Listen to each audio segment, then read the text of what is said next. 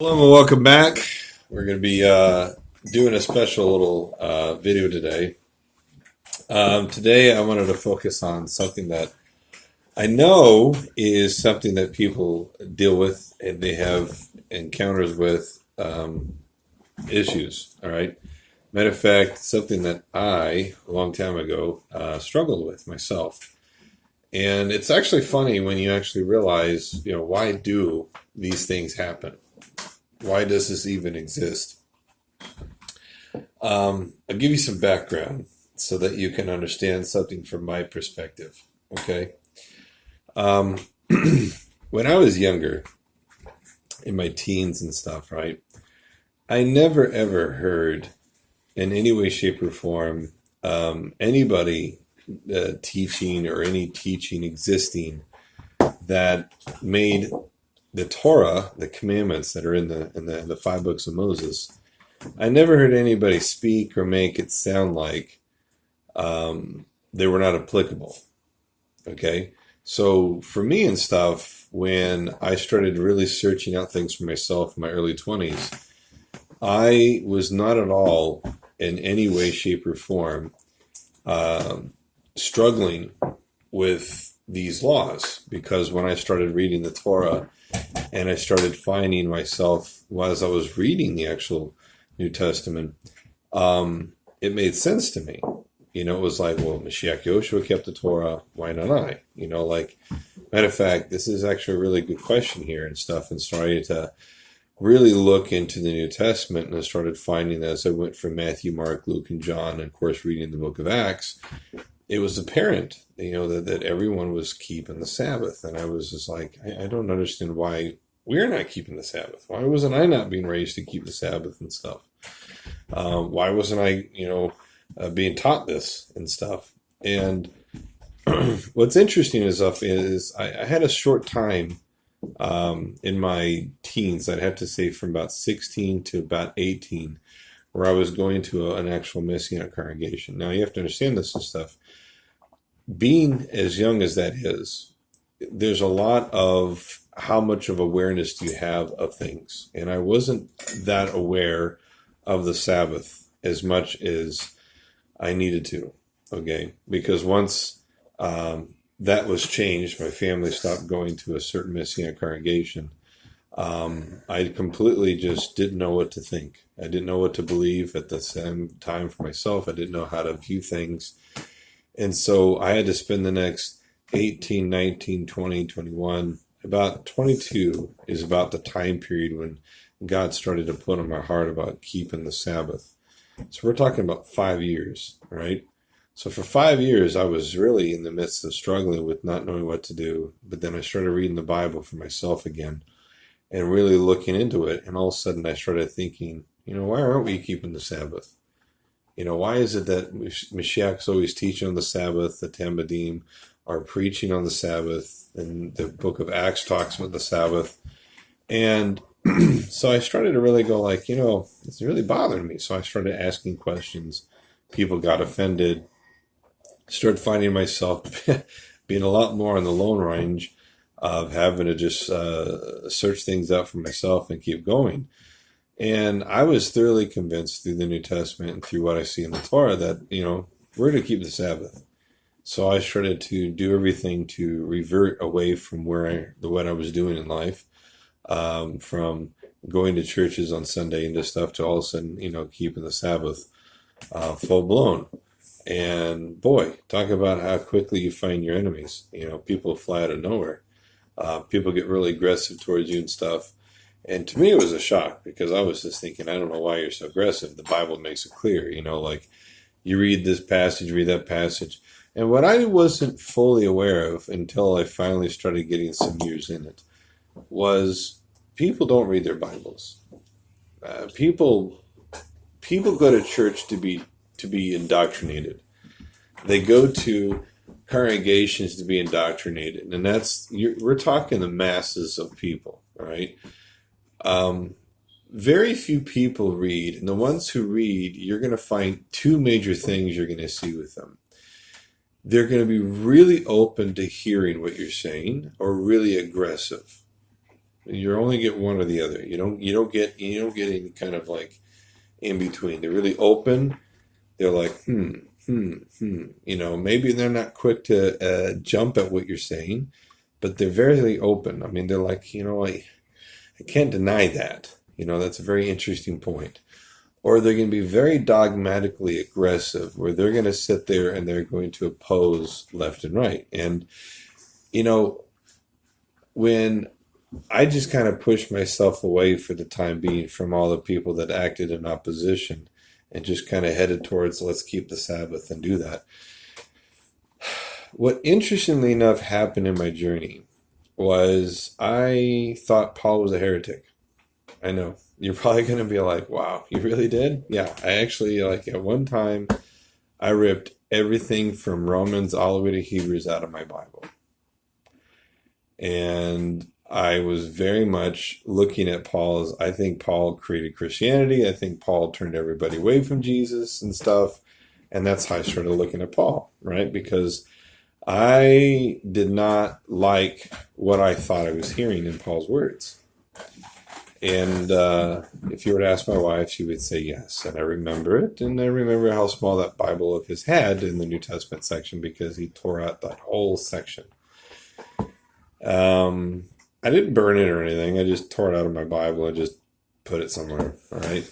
But I literally was very much aggressive towards, I don't want to hear anything that has to try to stand against the oppositions of the Torah. Because why? Because when I read Matthew, Mark, Luke, and John, nothing of it talks about the Torah is going to be done away with.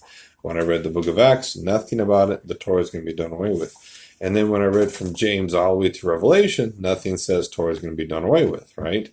It wasn't until I had to deal with Paul's words that I really, really fought with against everything Paul was saying. And it wasn't until, I want to say 2 years. 2 years of having gotten rid of Paul out of my Bible, that one day it dawned on me. It finally clicked. I was like, you know what, Paul? I misjudged you. I thought you were opposing the Torah, and I was wrong. And I told God I was sorry for ripping him out of my Bible. And I began to realize, it was interesting because, you see, you have to understand somebody's journey to understand a lot about how things happen.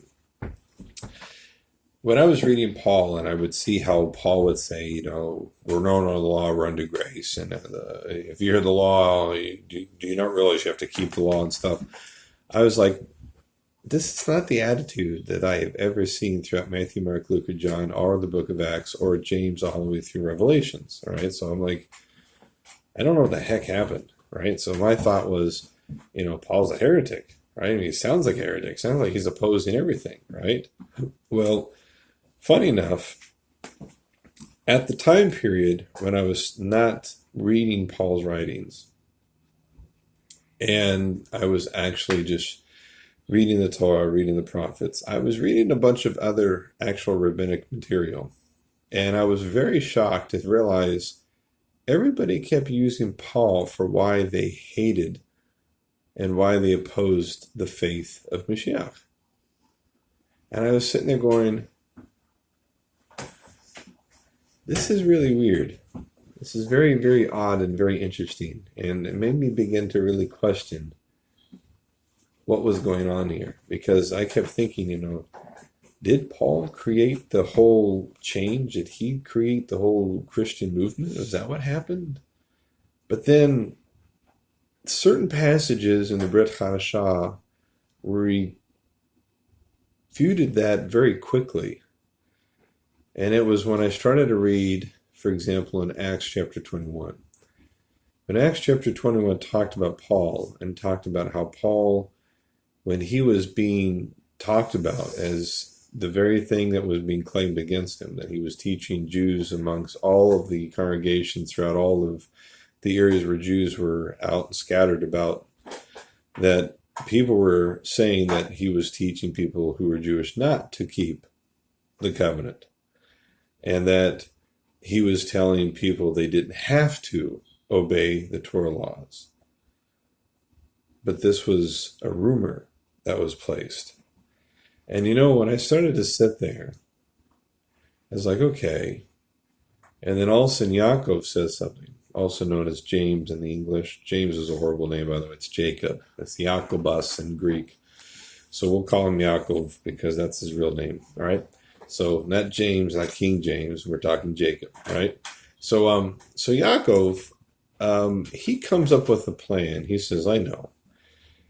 How about you go and take these guys who have a Nazir vow and who have become defiled because of somebody died, and go and purify them. Go and bring their offering.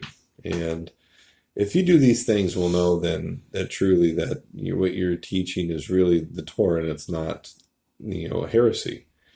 When I thought about this and stuff, one time I remember listening to this guy. He was actually one of the Mashiach Yehoshua teaching rabbis who I rebuke against and I speak against in one of my videos called Who is the Real Messiah? If you actually watch the video, that's the guy I was listening to where he said this comment. And it was really interesting because of the comment he mentioned. The comment he mentioned, he talked about why is it that Yochanan was being asked by Yaakov to go and bring an offering. And, it never dawned on me to really think about that question in depth, but I sat there and began to ponder it. Now, why did he? And when I started to think through the Torah, and I started thinking about what was going on in the Torah, the thing that really reminded my attention was the fact of, if you're teaching heresy, and if you were to go to bring an offering to the temple, God would actually rebuke you. He would actually show you that you were a heretic before the people, and he would have been punished. That's why Yaakov did that. He knew that if this stuff was not real and wasn't true, that nothing would happen to him. As a matter of fact, the reality of what was happening would be exposed. And so it made me really sit there and go like, you know what? There we go. There's the point. Because this is exactly what happened when Moshe did the same thing. He said to the guys at Korach who were standing in opposition when Moshe was teaching, that when Moshe said, hey, go bring your offering, do this stuff, and let's see if you become Kohanim in the end, right? And what happened to the 250 men? God's anger burned against them. They were found to be heretics. They were killed, right? And we find that what happened with Paul, right, is when he goes to the temple, all of a sudden the liars who had spoken against Paul start to speak, oh, this guy brought Gentiles into the temple. He brought Gentiles into the temple, which never happened. These were all false accusations that were made. So then it dawned on them that this is what was happening. Paul was being talked about wrongfully, and that he was being accused wrongfully for the things that were being done. And then when you read in the book of Peter, right? So when you read Kepha's book, he talks about saying how Paul wrote things that were very difficult for those who are untrained in Torah and those who are untrained in the wisdom and knowledge of the prophets in the Torah, that if those people would take what Shaul said incorrectly, they would twist to their own destruction. And it wasn't until, before I even saw that point, that when I actually started to realize earlier on in my journey, like I said, it took me about 2 years and stuff when I started to read and really look at Paul's words, that I realized that Paul was a very, very, very wise man. Very wise, very smart. And that he had never spoken in opposition to the Torah. And that he was very wise in what he used, and he used very clever words and clever speech and clever speaking to focus upon the focal point of what he was trying to get at, which was that the Torah law is broken up into two things. Positive laws, which says this is what we're to do, And negative laws, it says this is what happens when you didn't do what you're supposed to do. And hearing that and understanding that and spending time researching and learning those things for myself, I begin to realize that's what he meant. I realized what he meant. So I misunderstood Paul, and I realized that Paul was not a heretic in any way. Paul was a very wise man, very smart, and God gave him a lot of wisdom to encourage people to think through things. And I wanted you to understand that stuff that, there's a lot of people out there that they struggle with Paul, and Christians are going to. Christians are going to quote Romans all the way through Hebrews to promote their doctrine. And then they're going to take purposefully, because they have to, if you're going to believe that the law is done away with, you're going to have to also start taking what Mashiach Yosha said in the Brit Hadashah, Matthew, Mark, Luke, and John, and you have to start literalizing what he said. Oh, he said that it's not what goes in your mouth that defiles your mouth, what comes out of your mouth that defiles your mouth. They're going to take that literally. Or they're going to take other aspects of what he said literally. So the law, is fulfilled in these two words. And it just goes on. And the thing I realize this stuff, and I want to encourage you and stuff, is pray for these people. Pray for the people, and really pray for them to know the scriptures accurately and correctly. Because, it's the Bible's not simple. The Bible's hard. It takes God's Spirit to give us the wisdom to see what we don't see, and to have ears to hear what we're not hearing. And this is the thing in the journey, and it's very interesting. Like, the older I get, and the more older I become, the more life is so different from me in the way I view it. I see things as life's a lot more complicated. I've had, for example, my own hatreds of certain people and things and stuff, and as the years transpired, I began to realize that, as God showed me, I needed to forgive. And then at the same time, I've also been I've looked at those very things and realized, I need to have more pity on that certain thing, because I realize there's a lot more that's going on in life. Sometimes we see people's actions and we look at them as just evil and mean and cruel, right? But sometimes we're not aware of just how much the enemy is deceived and twisted and made so much of a muck in their mind. And we kind of spend more time thinking it's it's the person, when Paul reminds us, we wrestle not against flesh and blood, but against principalities, powers, and rulers of darkness. And we really are. We're wrestling against spiritual beings that are trying to keep our family bound. They're trying to keep our friends bound. They're trying to keep our neighbors bound. They're trying to keep our fellow people down and bound. And, you might run into somebody who's reading Paul's words and very much caught up in their own false ideologies, because they think they understand Paul. They think Paul is telling them that God has created a whole new thing.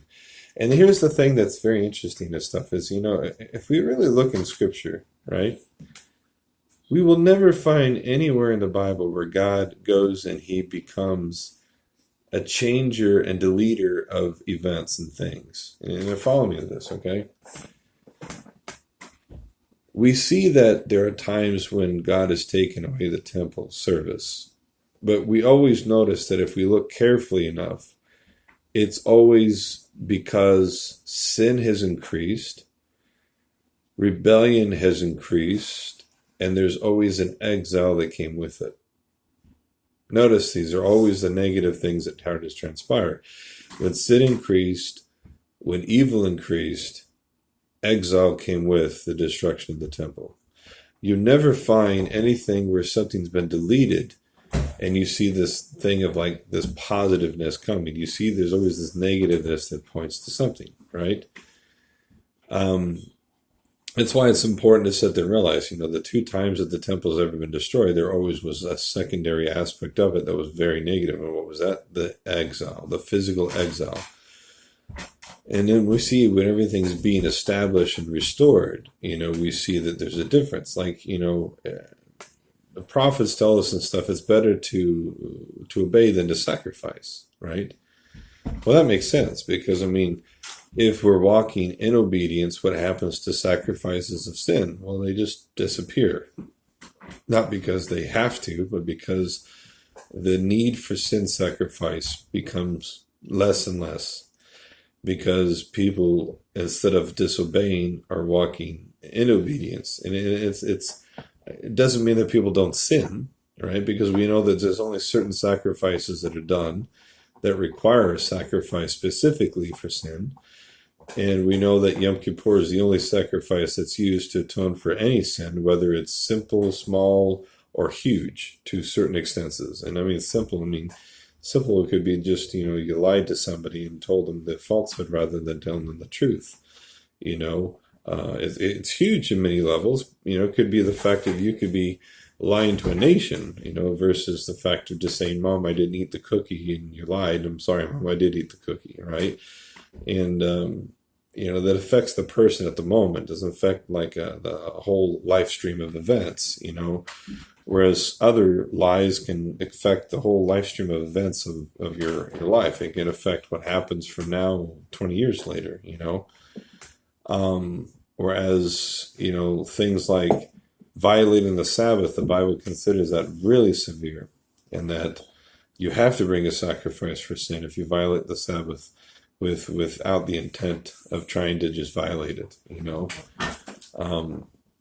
And so we see that the Torah only gives certain sacrifices to be used as physical sin sacrifices for the purpose of these sacrifices are done for these specific reasons, because these were sacrifices where certain sins are so volatile that the death penalty was placed on it, if it was done with the willful intent. And we see that with not everything that was given in the Torah required a physical sin sacrifice. Yom Kippur is the one that covered everything that took place throughout all of what happened throughout the year.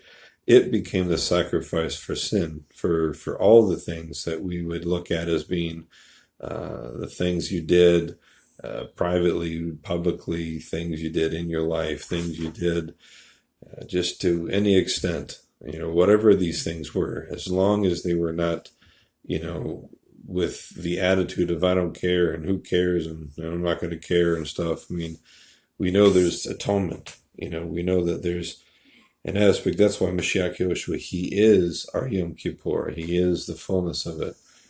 And we know that sacrifices didn't physically take away sin itself, because if it did, even like Shaul said, it would have made people perfect. And that really sacrifices was to point us to the very thing that takes away our sins, and that's Jesus Christ. He is the one who suffered, died, was crucified, and raised from the dead to deliver us from the bondage of sin. And that's what sets everything apart from everything we see in life, to make us know what the real truth is. And, when we see people struggle, and we see people who struggle with regard to how they view Paul and how they view the understanding of Paul, we have to pray. Paul talks about how he spoke in tongues often, and there's a reason for why we have to understand that, and what was he trying to do, and how was he trying to help, and it's important for us to know how to encourage, because life's huge. There's so many complicated aspects of life that exist, and so many variables that are in our life that are just above and beyond what most are willing to pay attention to.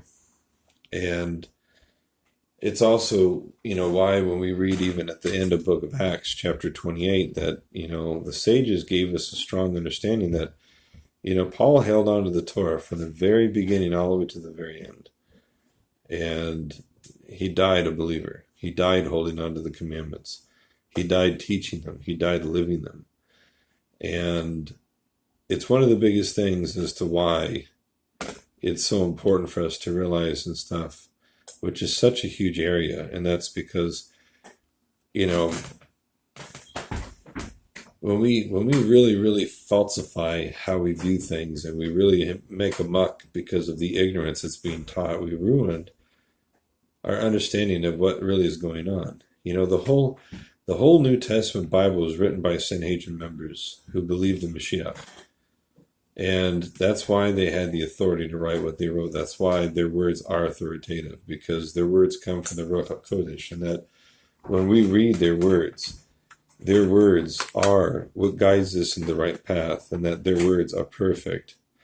And we have to be very careful not to misquote their words, not to misjudge their words, not to misdirect their words. And this is coming from me where, I had to go from, I don't understand who wrote the New Testament, to I get it now, and I finally understand who wrote the New Testament. In Judaism, it's one of the biggest things that you don't understand, and that's the fact of authority. You have to have authority, right? And everybody's perverted this in the whole church system and the whole church communities and stuff, where they make Jesus look like he's this renegade guy going around preaching his own gospel, making up his own rules, and then all of a sudden making up his own leadership and completely creating something that never existed, which is just bogus, false. It's not true.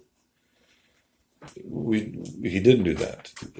The leadership that existed at the time period, they were not obedient to the Ruach.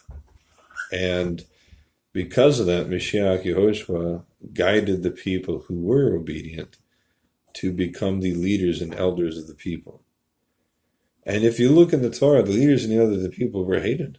They weren't loved. They weren't cherished. They weren't like these people. I mean, the people hated them. The Bible tells us that when Moshe was the one who was the elder in the wilderness and stuff, he was not a loved person. He was a hated person because he believed in the truth and spoke the truth. And those who followed him, Joshua who followed him, he spoke the truth and followed the truth, and people wanted to stone them because of their stance and belief. How much more so would they also have to have the same stance and leadership when we find in the Brit Chadashah that people wanted to stone the apostles and disciples who followed the truth? It just goes to show that the same pattern followed the same suit. They didn't make up some new authority. They were in the same authority that existed all throughout the Torah. That's why Moses, when he set up the 70 to rule over Israel, that's why Jesus did the same thing. He set up the 70 to rule over Israel and to guide the people in the truth. And that's why we have an authoritative Bible with their words written. That's why that their words were so important. Why do you think Esther is such a huge book? It's because Mordechai was in the Sanhedrin. He wrote the book. And he sat there and had all the information that Hadass, his daughter, gave him. It's really his niece, right? Who he watched over and stuff because her parents had perished and died. That he literally took her in as a daughter. I mean, he took her in as his own kid and raised her. And every bit of insight she was able to give on the palace and what took place and what happened behind the closed doors, she gave. And he's talked about everything that happened with and the stuff that he was able to know and understand, and he passed that information down too. And Daniel, who was he? He was the Sanhedrin too, and he wrote down the same stuff. That is why we read these words as authoritative. And guys, when we don't understand authority, when we don't understand what the authority is and where the authority comes from, and the fact that Paul, he was a Sanhedrin member.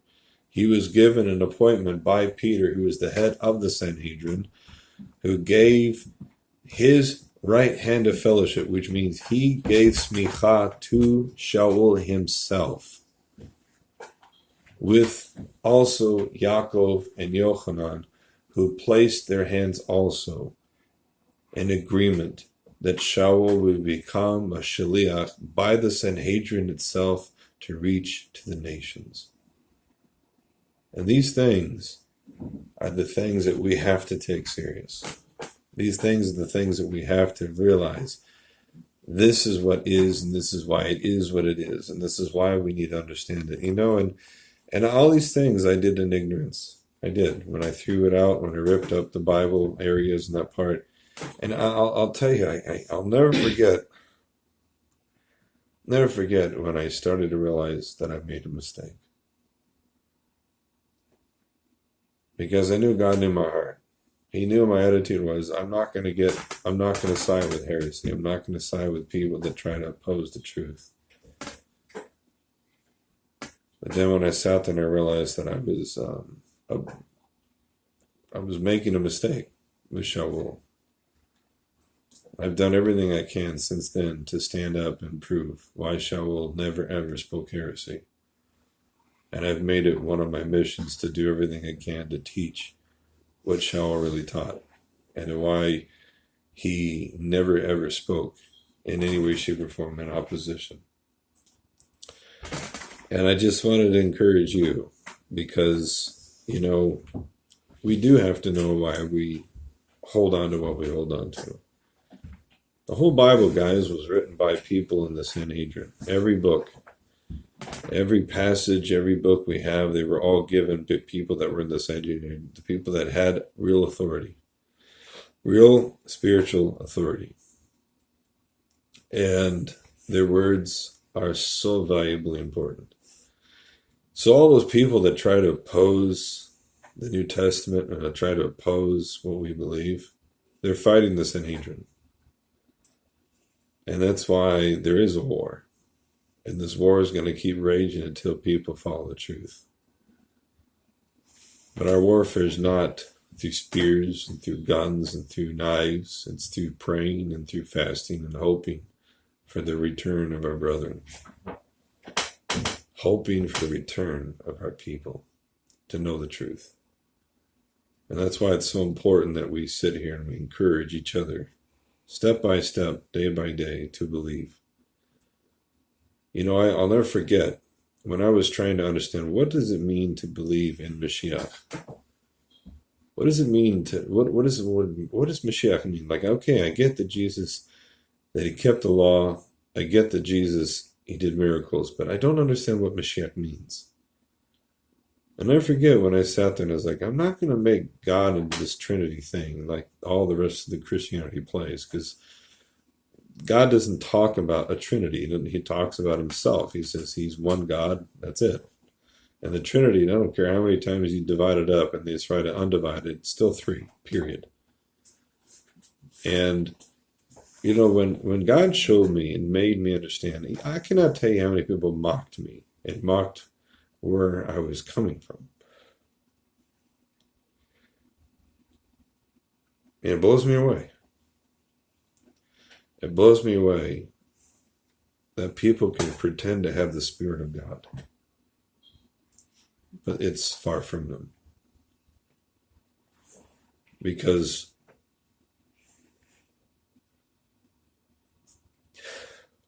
I'll never forget a Mala Damim. There I was on Shabbat reading from the Torah. But finally, God gave me the understanding. I was able to understand for myself why Jesus is Mashiach, what makes Mashiach Mashiach. And I'll never forget how humbling and awesome it was for me.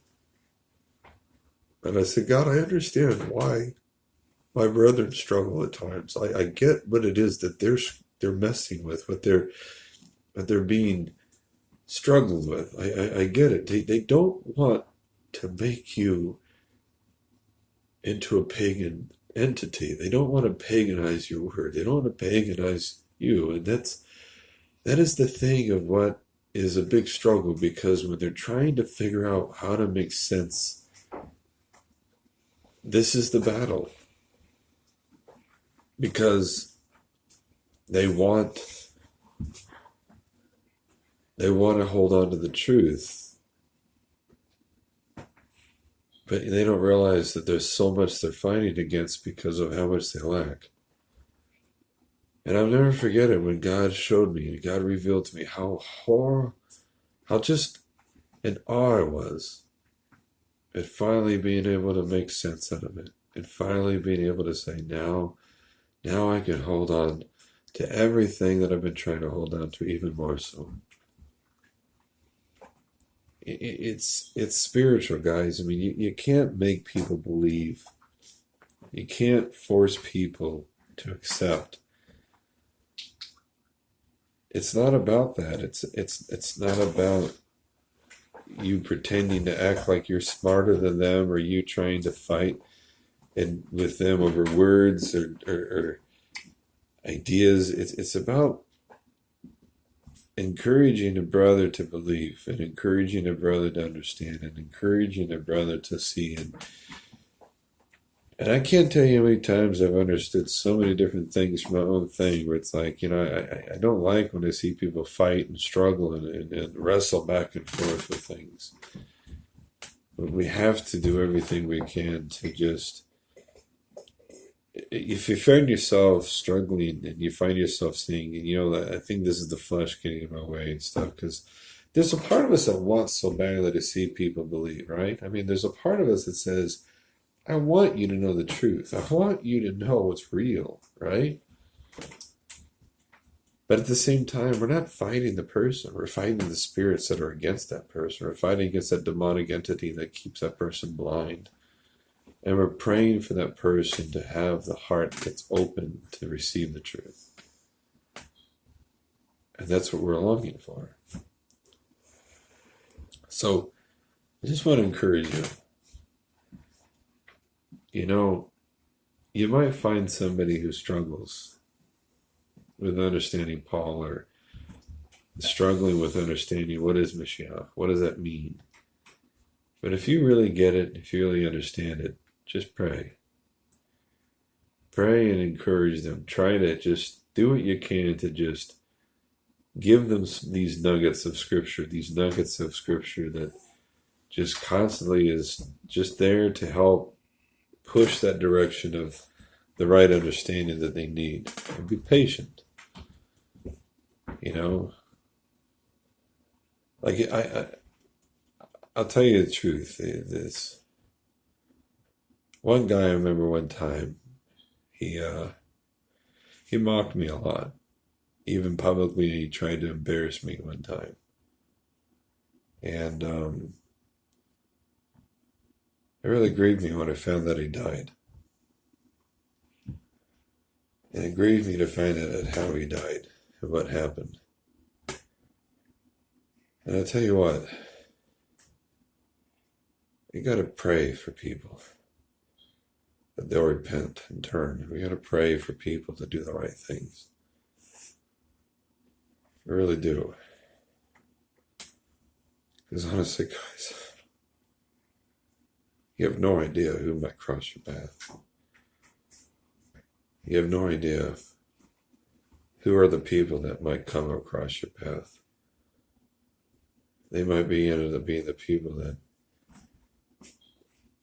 you are the only last voice. And you know what? It grieves me.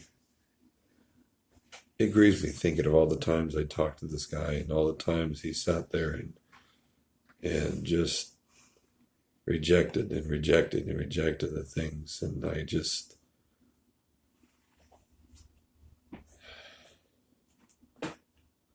I hated hearing when I found he died.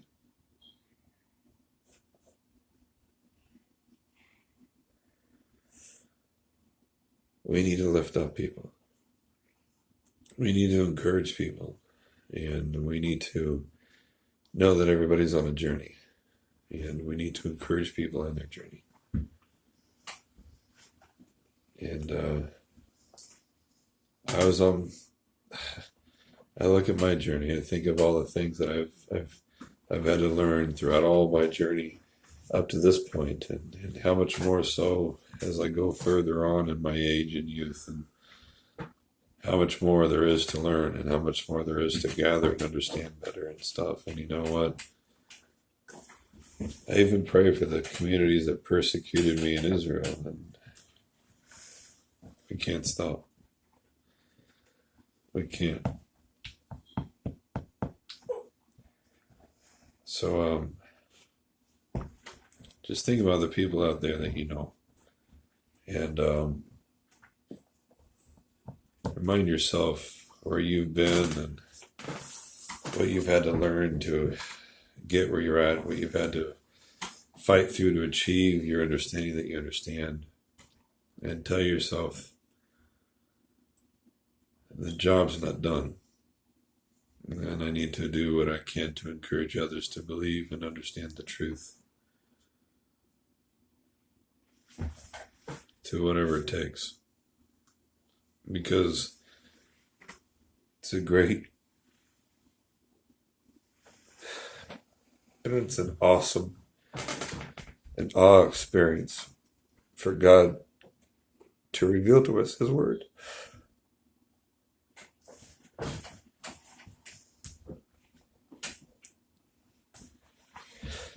Because who are we, right? We're sinners, flesh and blood, who make mistakes. And yet His love and mercy endures forever. I'll see you around.